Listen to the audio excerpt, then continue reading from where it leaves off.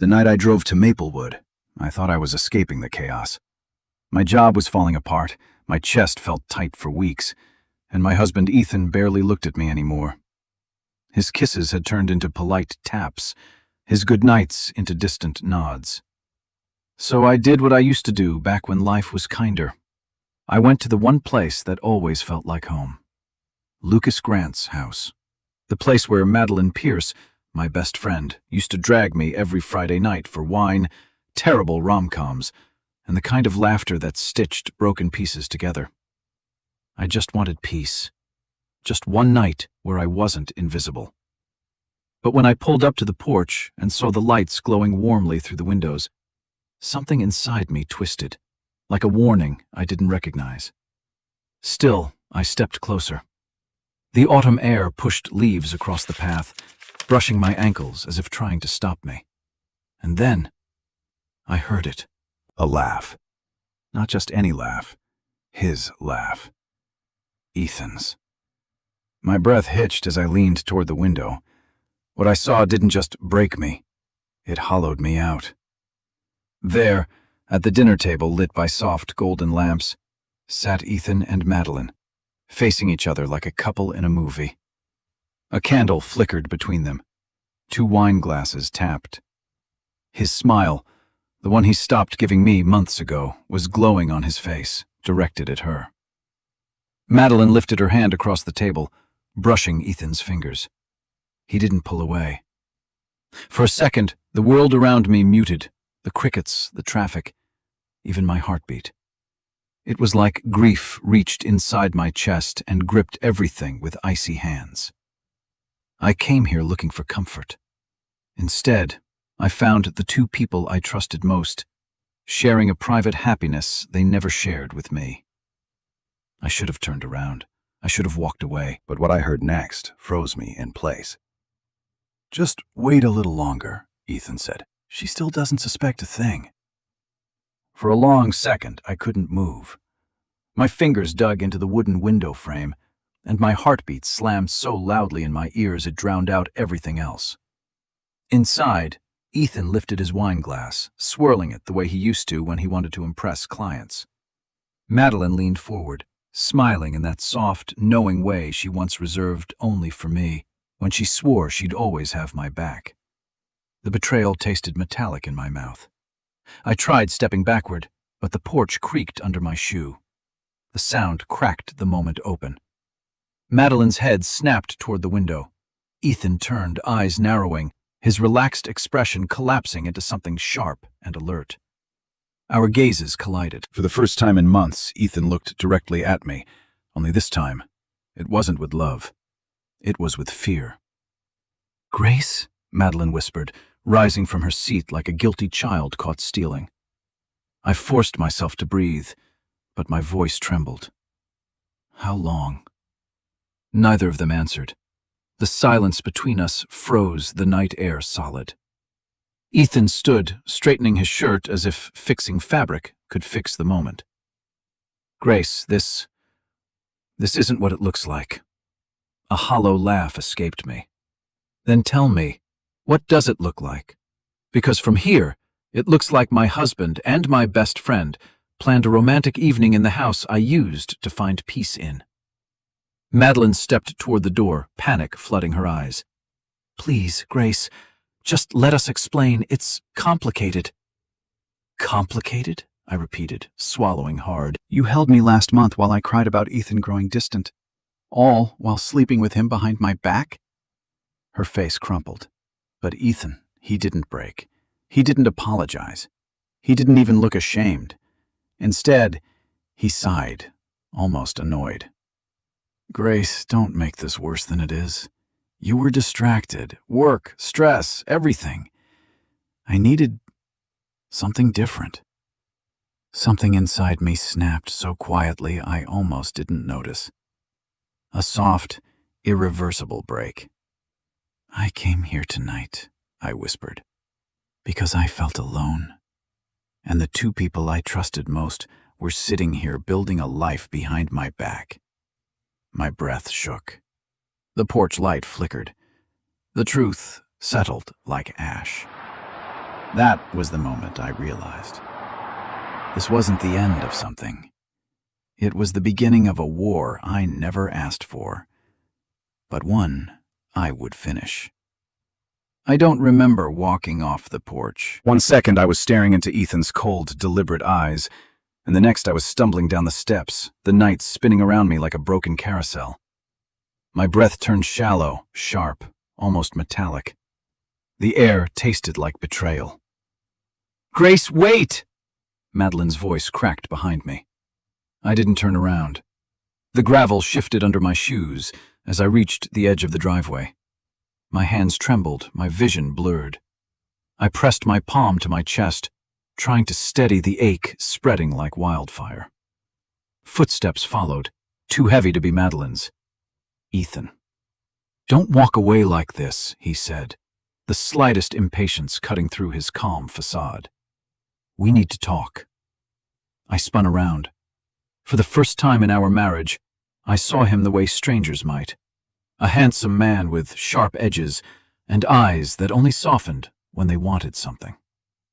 "Talk?" I repeated, my voice cracking. "You lied to me. You betrayed me. You used me. And you want to talk?" He exhaled. Not guilty, not ashamed, just inconvenienced. "You've been overwhelmed, Grace. You haven't been present. Things happen when people drift apart." My heart twisted. So cheating is something that just happens now?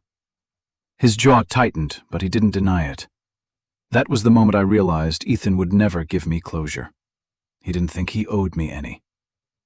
Behind him, Madeline hovered at the porch like a ghost, arms wrapped around herself, makeup smudged, eyes red. For a brief second, I wondered if she actually regretted it. But then I remembered her laughter at that candlelit table, the way she touched his hand. She didn't regret anything. She regretted being caught. My knees buckled, and I caught myself on the hood of my car. The metal felt cold, grounding. Ethan reached toward me. "Let me drive you home." "Don't," I whispered, pulling away. "Don't touch me." The trembling in my chest grew heavier, my breaths shorter. My legs weakened beneath me. "Grace?" Madeline's voice softened. But before either of them reached me, my vision went dark around the edges, and the last thing I felt was the pavement rushing toward me. And then, someone else's arms catching me before I hit the ground. Warmth. That was the first thing I felt. Unexpected warmth, steady and grounding, cutting through the dizzying cold that had swallowed me whole. My eyes fluttered open, blurry at first, but slowly sharpening into a familiar face. Lucas Grant. His brows were tense, jaw clenched, eyes burning with concern I hadn't seen from anyone in months. "Easy, Grace," he murmured, stabilizing me as if I weighed nothing. "You're okay. I've got you." Behind him, Ethan took a step forward. She fainted. You were about to do nothing," Lucas snapped without even looking at him. His voice was low, controlled, but dangerous in a way I'd never heard before. "Back up, Ethan." Ethan froze, not from guilt, but from the realization that he suddenly wasn't the one in control. Lucas adjusted his grip under my shoulders. "Grace, can you hear me?" I nodded weakly. I'm fine, No, he cut in gently. "You're not fine, and you don't have to pretend you are." His certainty unraveled something in me. Tears burned my eyes, spilling before I could stop them. From the porch, Madeline whispered, "Lucas, please. This isn't what it looks like." Lucas's laugh was hollow. "Really? Because it looks like you burned down the one person who ever defended you." Madeline's face crumbled. Ethan stepped forward again. "Lucas, she's my wife. I'll take her home." Lucas lifted his head slowly, eyes hard as steel. "You don't get to call her that tonight." The tension crackled like static in the air. "I said," Lucas repeated, "back up." This time Ethan listened. My head rested against Lucas's shoulder, and I could hear his heartbeat, steady, calm, in complete contrast to the chaos unraveling around us. "Let's get you inside," he whispered. "Inside?" Ethan barked. "Absolutely not!" Lucas didn't even look at him. "She's not going anywhere with the man who caused this." Madeline wrapped her arms around herself, shaking. Ethan's jaw flexed, silent fury twisting his features. But for the first time, none of that mattered. I let Lucas lift me into his arms, and as he carried me up the porch steps, the same porch where my world had shattered minutes earlier, I realized something. This was the first moment in a long time that I felt safe, even if everything else was falling apart. Lucas carried me across the threshold of his living room, and for a moment, the familiarity of it all nearly crushed me. The worn leather sofa where Madeline and I used to eat popcorn. The bookshelf where Ethan once pretended to admire Lucas's vintage record collection. The soft lamp that always made the room feel warmer than the world outside. Now, every object felt like a ghost of a life I didn't realize had already ended. Lucas set me gently on the couch, grabbing a blanket from the armchair and draping it around my shoulders. His movements were careful, deliberate, like he wasn't just touching me, but repairing something broken inside me. "Do you feel dizzy?" he asked, crouching in front of me. "A little," I whispered. "Everything just hit me at once." "That's normal," he said softly. "Shock does that." His calm voice was the only steady thing in the room. Behind him, the front door slammed open. Ethan. He stormed in like he owned the place, jaw tight, eyes blazing. "Lucas, this is enough. She's my wife. You don't get to keep her here." Lucas didn't stand. He didn't flinch.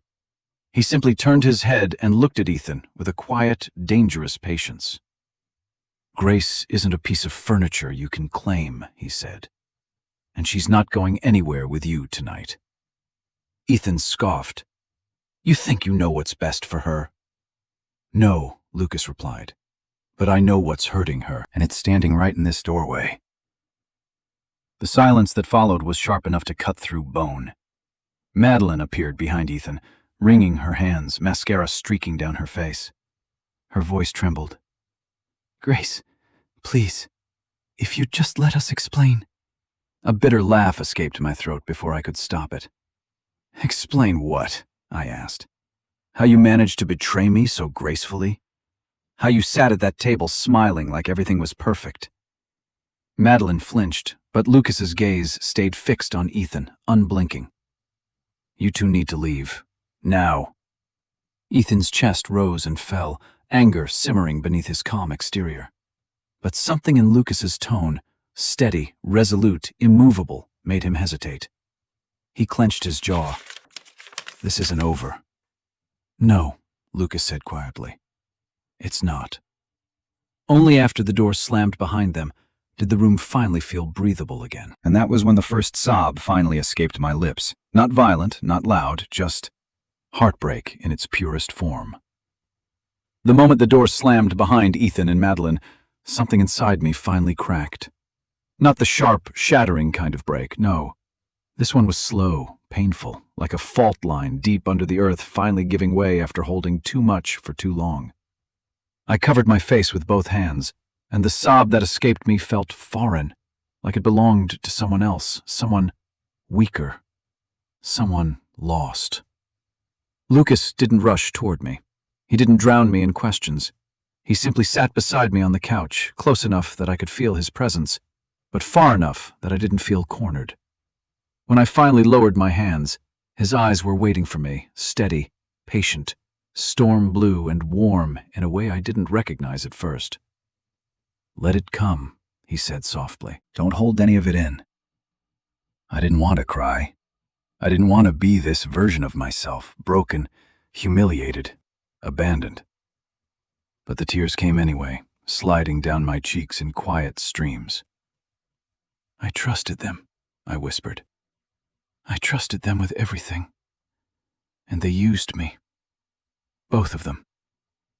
Lucas's jaw tightened, not in pity, but in a quiet, fierce kind of anger on my behalf.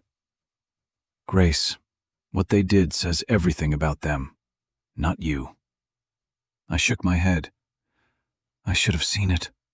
The late nights, the excuses, the way she stopped calling me unless she needed something. I ignored everything. You did that because you loved them, he said gently. Because you believed the people you cared for would never choose to hurt you. His words hit deeper than I expected. My breaths grew unsteady. Lucas, I don't even know who I am without them. He glanced around the living room, the one filled with memories I thought I shared with my best friend. Then he looked back at me, voice low. You're someone who deserves better than the scraps they were giving you. My throat tightened. And you're not alone, he added quietly. Not tonight. Not any night, unless you choose to be. Those words, their calm certainty, wrapped around me like a lifeline. For the first time since everything broke, I felt a faint, fragile warmth settle in my chest. Not hope. Not yet. But something close. Something like the beginning of a heartbeat that wasn't shaped by pain. Lucas handed me a glass of water, and I wrapped both hands around it, trying to stop the shaking. The room felt smaller now, heavier, as if the walls themselves knew what had happened, and were holding their breath with me. Do you want to talk about it? He asked softly. I hesitated. My throat tightened again. I don't even know where to start. Start anywhere, he said. Start with what hurts the most. What hurt the most? Everything. Every memory, every smile, every lie I didn't realize was a lie. I thought Madeline cared about me, I whispered. She was my anchor. After my mother died, she was the one who cooked for me, drove me to appointments, stayed up all night watching movies so I wouldn't cry alone. Lucas nodded, listening, not interrupting, not filling the space with empty comfort. And Ethan, I swallowed hard. He was my home. I built my whole life around him. I supported his ambitions, defended him, believed in him even when he didn't believe in himself. My voice cracked. How does someone do this to a person who loved them? Lucas's eyes softened. Grace, people like Ethan and Madeline don't love the way you do. They love convenience. They love adoration. They love being the center of someone else's world.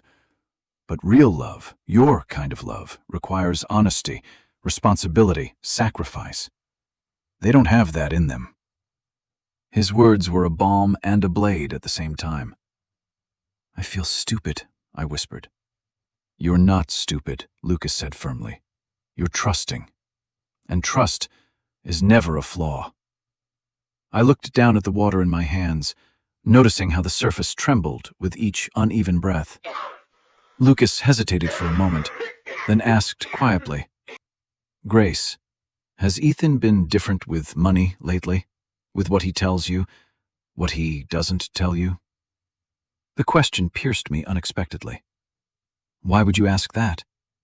He leaned back slightly. Because Madeline mentioned something a few months ago, something I didn't understand at the time. Something about Ethan using someone else's name for a temporary account. She brushed it off when I asked, said it was nothing. My blood chilled.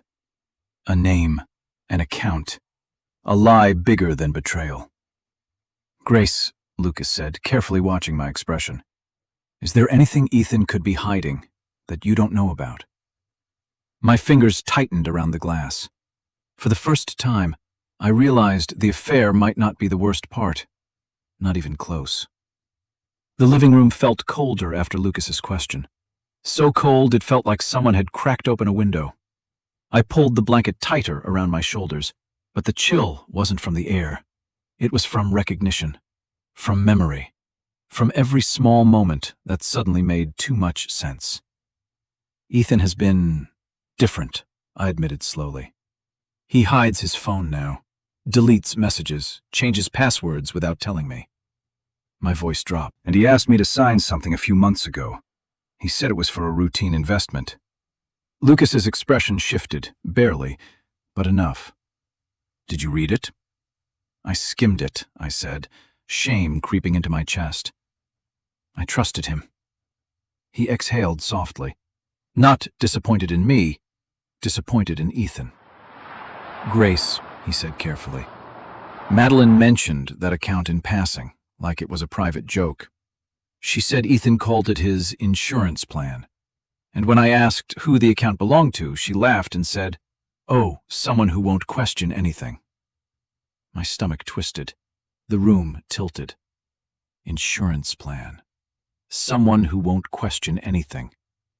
My voice was barely a whisper. He used my name, didn't he? Lucas didn't speak right away. He didn't need to. The answer was in his eyes. My hands began to tremble again. "I don't know everything," he finally said. But I know this. People don't hide money under someone else's name unless they're planning for something big. Or something bad. A sharp breath escaped me. So the affair wasn't enough. He had to drag me into something illegal? Lucas reached toward me but stopped just short, giving me the choice to accept comfort. "Grace," he said, voice low but steady, "you're in more danger than you think. Affairs, people come back from those. But financial fraud?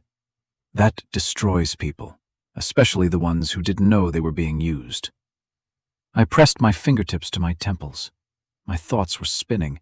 Months, maybe years of Ethan's lies, collapsing together like a row of dominoes. "He wanted me out of the way," I whispered. The distance, the coldness. It wasn't a marriage falling apart. It was strategy. Lucas swallowed hard. "You need to protect yourself now." Really protect yourself. A quiet knock suddenly echoed from the front door. We both froze. "Who would come back here now?" I whispered. Lucas stood, tension flooding his posture. He moved toward the door, and when he opened it, both of us inhaled sharply. It wasn't Ethan. It wasn't Madeline. It was someone neither of us expected. Someone holding an envelope with my name on it. The man standing at the door wasn't someone I recognized. Mid-40s, dressed in a charcoal suit that didn't belong in a quiet neighborhood like Maplewood. His expression was unreadable, professional, almost cold, but his eyes lingered on me with something that felt uncomfortably like sympathy. "Grace Sullivan?" he asked. Lucas stepped between us slightly. "Who's asking?" The man held up a leather badge wallet. "Daniel Mercer, private investigator." My breath hitched. A private investigator? For me? He extended the envelope. "This is for Ms. Sullivan.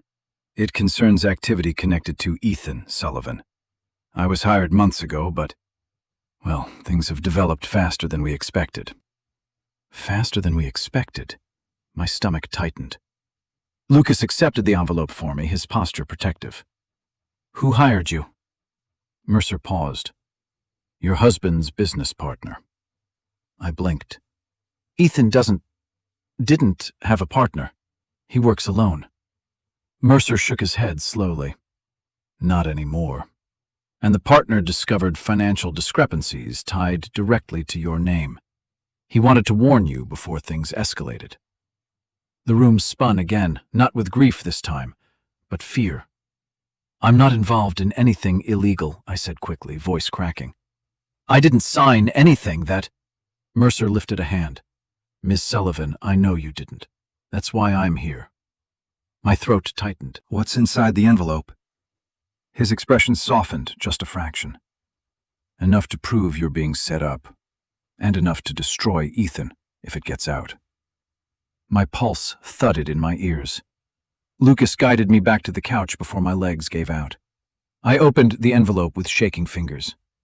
Inside were printed bank statements, accounts I'd never seen before, in my name, containing money I'd never touched. Tens of thousands, maybe more. And then, a single photo slipped out.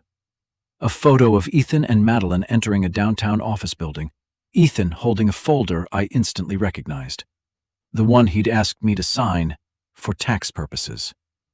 A chill slid down my spine. Mercer spoke quietly. "Miss Sullivan, Your husband is moving assets, building a case that everything he owns and everything tied to your name is community property. He's preparing for divorce. And he's preparing to blame you for the fraud. The room went silent. Lucas's hand closed into a fist. But me? Something inside me finally stopped breaking and started hardening. I stared at the bank statements spread across Lucas's coffee table, each one a blow to the life I thought I had. Every line, every transfer, every forged signature.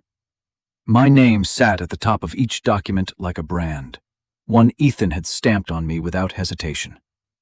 Lucas paced the room, jaw clenched so tight I could see the muscle twitching. He didn't just betray you emotionally, Grace, he said quietly. He endangered you, legally, financially, everything. My head was spinning, but a numbness had begun settling into my bones, cold, heavy, strangely stabilizing. This whole time, I whispered, while I thought our marriage was falling apart, he was building a case to destroy me. Lucas stopped pacing. This wasn't a marriage falling apart. It was a trap being built. Before I could respond, headlights swept across the window. A car door slammed, footsteps, heavy, purposeful. I stiffened. Is that? Lucas didn't let me finish. He moved to the door, shoulders squared. When he opened it, Ethan filled the frame, rain beginning to fall behind him, suit jacket half-buttoned like he dressed in anger. Madeline hovered behind him, trembling, mascara streaking like storm clouds. Grace, Ethan said sharply. We need to talk. Now. Lucas stepped forward. She's not talking to you tonight. Ethan's jaw tightened. This is between husband and wife. Lucas didn't budge. Not anymore. Ethan's eyes flicked past him, landing on me, and for a second, I saw it. Not guilt, not remorse, just calculation. Grace, he said, tone shifting, softening the way he did when he wanted something. I know this looks bad, but if you would just come home with me. Home? I cut him off, my voice steady in a way that surprised even me. You mean the place you've already emptied behind my back? The one you planned to legally trap me inside? Madeline flinched. Ethan's eyes flashed. You're being dramatic, he snapped. If you'd stop listening to outsiders. Lucas stepped into the doorway, fully blocking him. She's not going anywhere with you. The rain picked up, dripping down Ethan's face as he looked between the two of us, rage rising, but controlled, tightly leashed. Oh, he said finally, voice low and venomous. I see what's happening now. You think you're safe here. I felt the chill of his words long before he added, You have no idea how deep this goes. And for the first time, I believed him. The rain thickened, drumming against the porch roof as Ethan stepped closer, his shadow stretching across Lucas's doorway. Something in his expression had shifted. Gone was the polished charm, the patient husband, even the guilty lover. What remained was colder, sharper. A version of him I had never seen, or maybe had refused to see. Grace, he said, his voice low. You need to come with me. Now. Lucas didn't move an inch. She's not leaving this house. Ethan's jaw flexed. You don't understand what you're getting into. No, Lucas replied calmly. You don't understand that you've lost control. For a moment, Ethan's mask slipped. Just a flicker. But it was enough to see something dark beneath it. A man who'd spent months weaving lies didn't handle exposed truth well. Madeline tugged on Ethan's sleeve nervously. Ethan, maybe we should just... Quiet, he snapped without looking at her. And just like that, the hierarchy between them crystallized. She wasn't his partner. She was a pawn. And she finally realized it. I stepped forward, gripping the back of the couch to steady myself. What exactly is it that I'm getting into, Ethan? The fraudulent accounts, the fake signatures, the investments under my name that I never approved? His eyes flicked to the envelope on the table. You talked to someone, he muttered. Who? Who gave you this? I swallowed hard. The truth gave me this. He laughed, short, harsh. Grace, you don't know what you're dealing with. You think this is just about us? About an affair? He shook his head. There are things in motion you can't stop. Lucas stepped closer, positioning himself between us again. Whatever you planned, it ends tonight. Ethan tilted his head, assessing him like a threat he hadn't accounted for. I always wondered why you hovered around Grace. Turns out I should have looked closer. Lucas didn't take the bait. Leave, he said simply, before you make this worse. Ethan's eyes locked on mine, dark, unreadable, almost pitying. This isn't over, Grace. My voice steadied. You're right. It's not. He hesitated, rain soaking through his clothes, then turned sharply and walked back into the storm. Madeline followed, though she looked back once, eyes full of fear, not love. When the door finally closed, Lucas exhaled. And I realized Ethan wasn't scared of losing me. He was scared of losing the plan. The storm outside eased into a steady drizzle, but inside Lucas's living room, the tension only thickened. I sat on the couch, staring at the envelope as if it might burst into flames. Lucas switched on a softer lamp, bathing the room in a warm glow that felt almost dishonest compared to the darkness closing in around me. Grace, Lucas said gently, we need to look through everything, all of it. I nodded, though my stomach churned. My hands shook as I pulled more documents from the envelope. Pages of transactions, investments, transfers, all in my name. The numbers blurred, but the reality sharpened. He's been planning this for months, I whispered. Maybe longer. Lucas sat beside me, leaning forward as he scanned the pages. These amounts, they're not random. He's funneling money somewhere, and using you as the liability if it collapses. A bitter laugh escaped me. So I wasn't just losing my marriage. I was becoming his escape plan. Before Lucas could respond, a small USB drive slipped from between the pages and clattered onto the table. I froze. What's that? Lucas asked. I don't know. He picked it up carefully, examining it. It could hold everything, or nothing, but we should check. My pulse hammered. What if it's dangerous? He met my eyes. Grace, everything about Ethan right now is dangerous. We just need to know which kind. He plugged it into his laptop.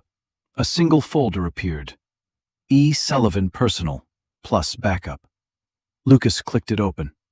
Inside were files, financial spreadsheets, email screenshots, scanned documents, photographs, evidence of deals, transfers, conversations with people I'd never heard of, names that didn't look like they belonged in our quiet suburban life at all. My blood ran cold when I saw one specific file name. Exit Plan, GS. Lucas opened it. Inside was a step-by-step outline of Ethan's strategy. Phase 1, create emotional distance. Phase 2, shift primary accounts under Grace Sullivan. Phase 3, file for divorce citing emotional instability. Phase 4, transfer assets offshore. Phase 5, remove Grace from financial liability after closure. My throat dried. He mapped out everything. Lucas's fists tightened. He planned to collapse the account in your name. You'd take the fall. He'd walk away clean. A tremor ran through me, not fear this time, but something harder. Resolve. He's not getting away with this. Lucas nodded slowly, eyes steady.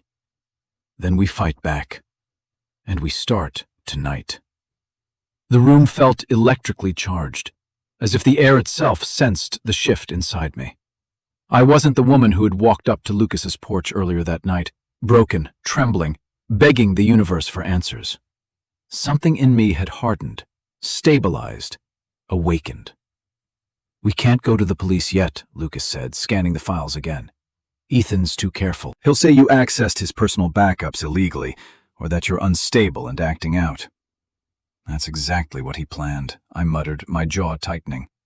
Every step, he tried to break my credibility before breaking my life. Lucas looked at me, really looked at me, and something like respect flickered in his eyes. "Then we find someone he can't manipulate."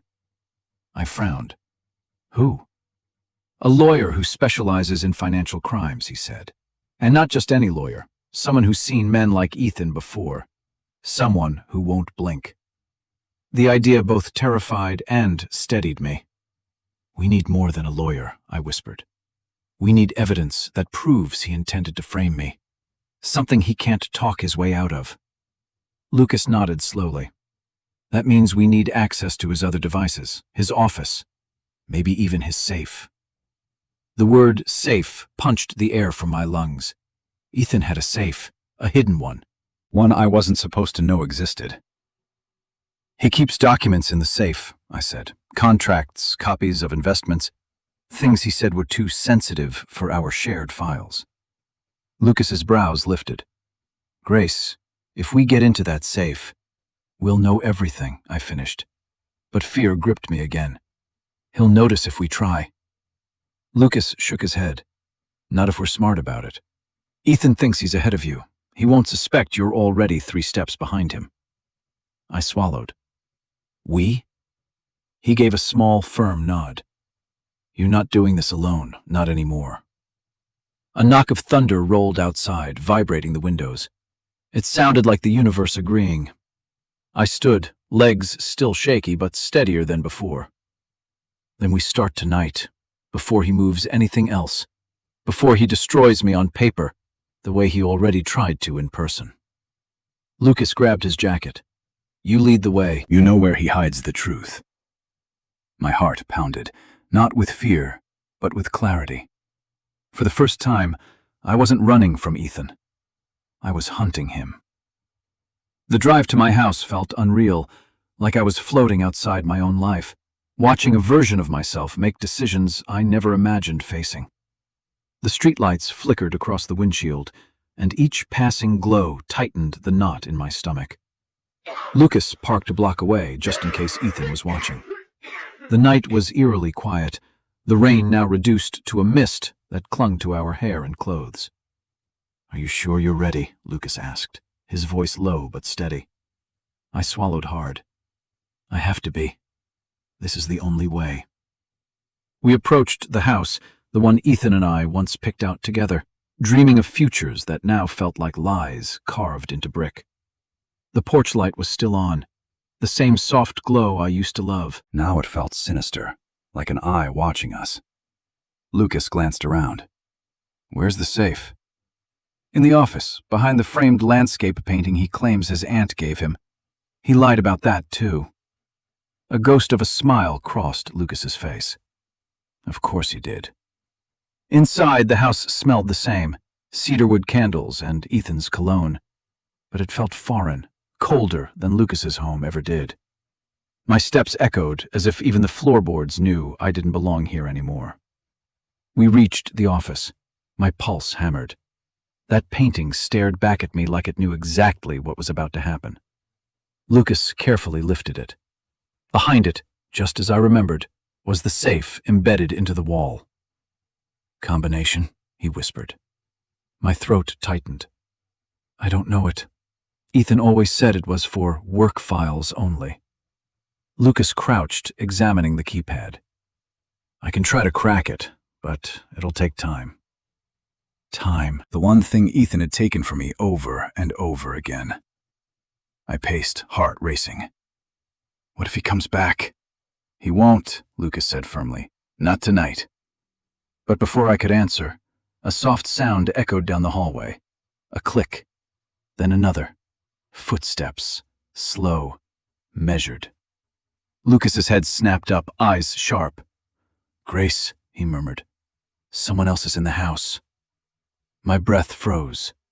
Not Ethan. Not Madeline. A silhouette appeared at the end of the hallway, and the voice that followed turned my blood to ice. I thought you'd come back here, Grace. The silhouette stepped forward, and for a moment my brain couldn't process what my eyes were seeing. It wasn't Ethan. It wasn't Madeline. It was Ethan's older brother, Caleb Sullivan, a man who had vanished from our lives years ago, a ghost in Ethan's stories, always described as the unstable one who caused nothing but trouble. I had only met him twice, both times brief, both times feeling something quietly unsettling beneath his polite smile. Now, standing in my hallway with rain dripping from his jacket, he looked nothing like a ghost. Caleb? My voice cracked. He tilted his head slightly. Grace, you look surprised. Ethan didn't tell you we'd been in touch again? Lucas stepped instinctively in front of me, posture shifting into protective tension. What are you doing here? Caleb's eyes slid to him, a smirk tugging at the corner of his mouth. Relax, hero. I'm not here to hurt anyone. That wasn't reassuring, not even close. Caleb walked slowly into the office, eyes scanning the room until they landed on the open wall where the safe waited. Trying to get into my brother's secrets, he murmured. Smart. Lucas didn't move. Why are you here, Caleb? Caleb shrugged. Let's just say Ethan's been sloppy. Sloppy enough that even I started to see cracks. When a man like Ethan starts moving money, lying to partners, cheating on his wife, well, it usually ends with somebody going to prison. And it's rarely the man who deserves it. A chill ran down my spine. You knew? Not everything. He paused, studying me. But enough to know Ethan was building something crooked. I thought he'd drag me into it. Turns out he picked you instead. The room felt smaller, tighter, dangerous. Caleb stepped closer, not threatening, but deliberate. I'm here to warn you, Grace. Ethan's planning to disappear, with Madeline, with whatever money he hasn't funneled through you yet. My breath hitched. Disappear? Caleb nodded. Offshore accounts, fake IDs, new location. He's been preparing for months. And the moment he's gone, the authorities will come knocking, right at your door. Lucas swore under his breath. Caleb lowered his voice. You don't have much time. If you want to save yourself, you need what's in that safe. He glanced at the keypad. Lucky for you, he said, smiling faintly. I know the combination. Caleb's fingers hovered over the keypad like he'd been waiting years for this moment. The beeping sounded unnaturally loud in the quiet office, each tone pulsing through my chest. Lucas stood beside me, tense and ready, while I tried to steady my breathing. How do you know the combination? I asked. Caleb didn't look up. Ethan stole it from our father's old safe. And my father trusted me more than he ever trusted Ethan. A final beep. A click. The safe unlocked. My pulse slammed in my throat. Caleb stepped back. Go ahead, Grace. This is your life he stuffed in there. You deserve to see it first. With trembling hands, I pulled open the heavy door. Inside were folders, neatly labeled, arranged with chilling precision, like Ethan had been organizing the destruction of my life between morning coffee and conference calls. Lucas reached for the first file, but I stopped him. No, I need to see this myself. The first folder held bank transfers that didn't appear in the earlier documents. Larger amounts, foreign banks, shell corporations. More proof that Ethan intended to pin an entire financial scheme on me. The second folder contained printed emails, dozens of them. Conversations between Ethan and Madeline coordinating accounts, transactions, and plans. Plans about me. I read one line and felt the room tilt. Once she's unstable enough, the court won't question anything. We'll be gone before she realizes the accounts are closing. I swallowed bile. Caleb murmured, I told you he was planning to disappear. Lucas's fists tightened, but it was the third folder that shattered the last piece of denial inside me. It wasn't financial paperwork. It was a divorce petition, already drafted, already notarized, already signed by Ethan.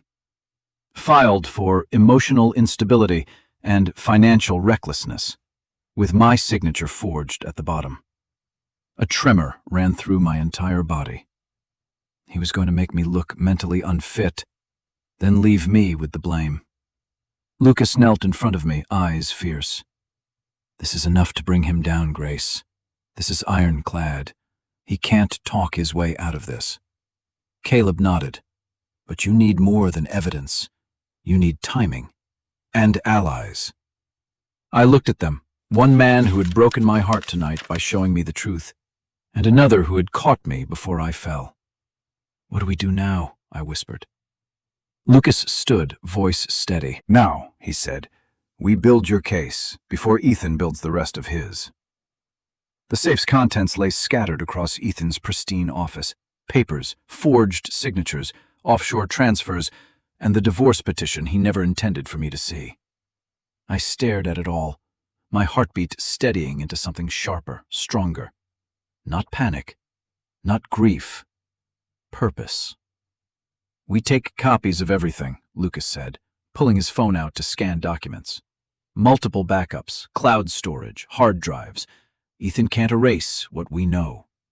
Caleb nodded. And you need a lawyer, immediately. Someone who deals with financial crimes and fraudulent divorces. Ethan will move fast once he realizes his safe has been opened. A cold grip clutched my spine. We have to leave before he comes back. We will, Lucas said. Just get what you need. I opened a drawer Ethan always kept locked. Inside were more fragments of the man I thought I knew. Confirmation letters from foreign accounts, burner phones, even receipts for hotel rooms I was never told about. One stood out. A reservation for 2, made 3 months ago, under a fake name. Madeline had signed for the room. My jaw clenched. He and Madeline planned this long before our marriage even cracked. Caleb gave a humorless laugh. Madeline's just his distraction. She thinks she's the prize, but she's just step 1. Ethan doesn't love her. He barely respects her. I looked up sharply. So what's step 2? Caleb's expression darkened. Leaving the country. With whatever money he stole, with or without Madeline. Lucas froze mid-scan. Grace, you need to understand something. Ethan wasn't just abandoning you. He was erasing you. The words settled over me like ice. Erasing me. Piece by piece, lie by lie. I closed the drawer slowly. Not anymore. Just then, headlights flashed across the front window, sweeping through the blinds like a warning. A car door slammed, hard. Lucas stiffened. Someone's here. My breath caught. Ethan?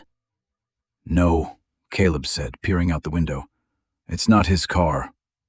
Fear coiled in my chest. Then who? Before I could finish, a loud, sharp knock hit the front door, 3 times, urgent, forceful. Lucas grabbed my wrist and pulled me toward the hallway. Caleb whispered, "We're too late." The knocking came again, followed by a voice that made my blood run cold. "Grace Sullivan, this is the State Financial Crimes Bureau. We need to speak with you immediately." The pounding on the front door echoed through the house like a verdict already delivered. My breath froze in my chest. Lucas tightened his grip on my wrist, pulling me deeper into the hallway shadows. Caleb moved to the side window, peeking through the blinds with the caution of someone who had spent far too much of his life watching for danger. "It's 2 agents," he whispered. "Badges out. They're real." My knees went weak. They think I did something. They think I'm involved. Lucas turned to me, voice low but steady. "Grace, listen. They don't know the full story yet, but if Ethan got to them first..." "He framed me before they even knocked," I finished, my voice brittle. Another knock, harder this time. "Ms. Sullivan, We have questions regarding suspicious account activity and offshore transfers. We need you to open the door." Caleb stepped toward me. "If you open that door without a lawyer, Ethan wins." "But if I don't open it," I whispered, panic flooding my chest. Lucas placed a hand on my shoulder, grounding me. "Grace, you're not a fugitive. You're a victim of financial manipulation and fraud. You don't run, but you also don't walk into a trap." His certainty soothed something raw inside me. The agents knocked again. "We can hear movement inside. Ms. Sullivan, this is not optional." Caleb cursed under his breath. "They're getting pushy. Ethan must have fed them some lie about you being unstable." A surge of fury replaced my fear. Unstable. The same word he planned to use in the divorce petition. The same narrative he planted months ago. I straightened slightly. "We show them the files, the forged documents, the emails." Lucas shook his head. "Grace, not yet. Not until a lawyer is present. Evidence presented wrong can backfire." "So what do I do?" I asked, voice cracking.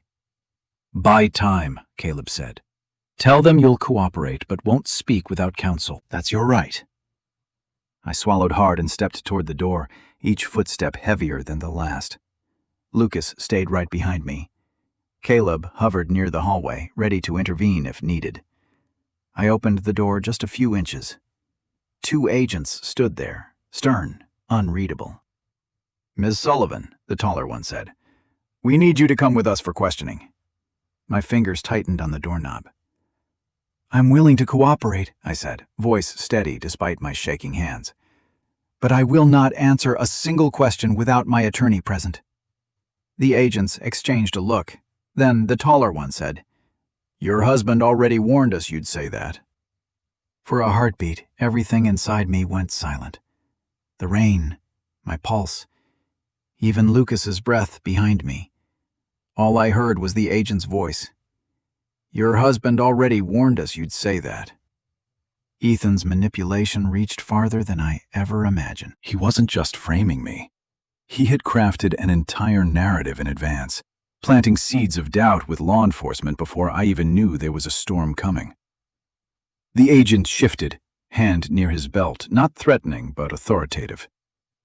"Miss Sullivan, we need you to come with us. Now." Lucas stepped forward, voice firm. "She is not obligated to answer anything without counsel, and she's certainly not going anywhere without a formal warrant." The shorter agent pulled out a folder. "We have grounds to request immediate questioning. This is a courtesy." Courtesy. The word tasted like poison. Caleb emerged from the hallway, his presence sharp as a blade. "If you had actual grounds, you'd already have a warrant." He crossed his arms. "My brother lied, and you two walked right into it." The taller agent stiffened. "This isn't the place to debate it." "No," Lucas said, stepping fully into the doorway. "But it is the place to correct it, because Grace is being hunted by the man who set her up." I steadied my breath and finally spoke. "Agents, if Ethan said I was unstable, if he told you I was emotionally compromised, manipulated, or dangerous, he did it because he needed a scapegoat. He needed someone to fall when his scheme collapsed. They didn't react. They were trained not to.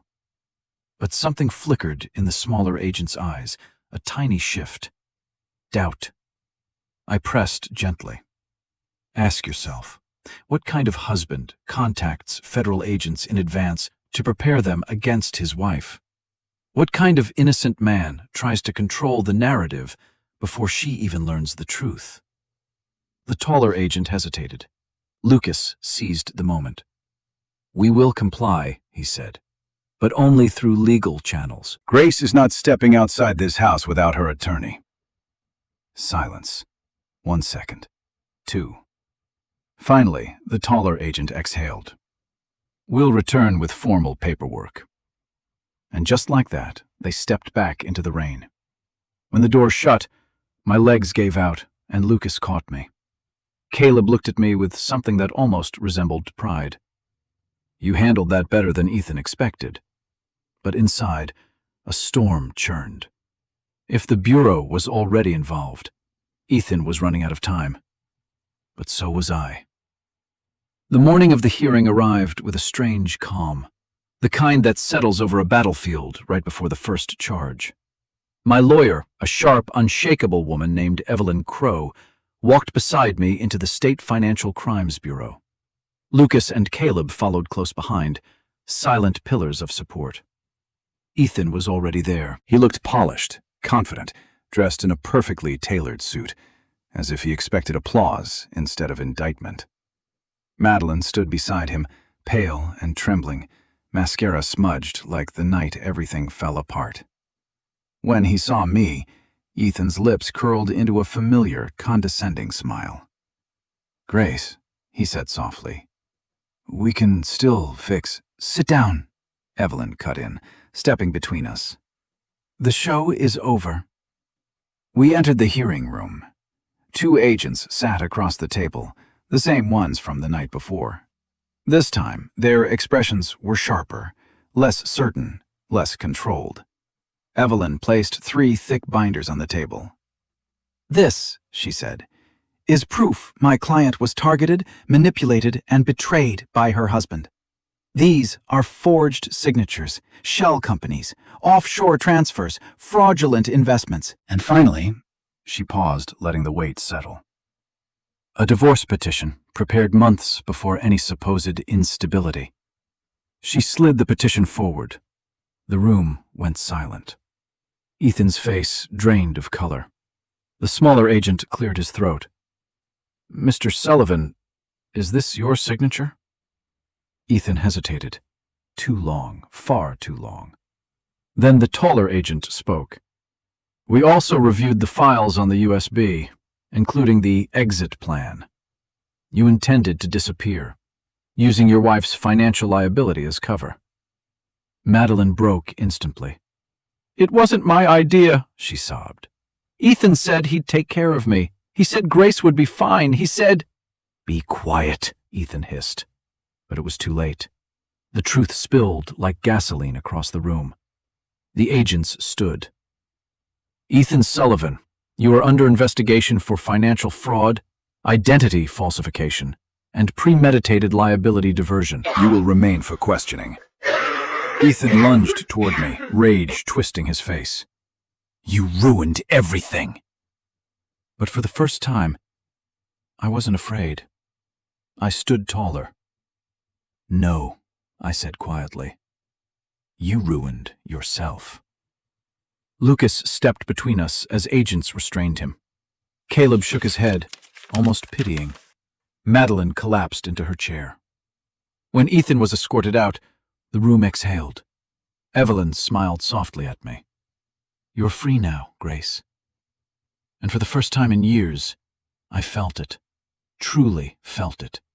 Free. Lucas touched my hand gently. "Ready for your new life?" I looked at him, really looked. "Yes," I whispered. "I think I finally am." So, that's where our story closes tonight. And if you're still here, listening until this very moment, then something in Grace's journey must have touched a part of your heart, too. Maybe the betrayal, maybe the courage, Or maybe the reminder that we all deserve a life built on truth, not fear. You know, the Stoics often said, "The obstacle is the way." Marcus Aurelius wrote that every hardship becomes fuel, something that shapes us rather than breaks us. And Grace's story is exactly that. She didn't crumble under the weight of what happened. She slowly, painfully, bravely rebuilt herself. And you can too. If life ever blindsides you, if someone you trust disappoints you, remember this. You are allowed to walk away, allowed to start again, allowed to choose peace over chaos. As the Stoics taught, we may not control what happens, but we always control how we rise afterward.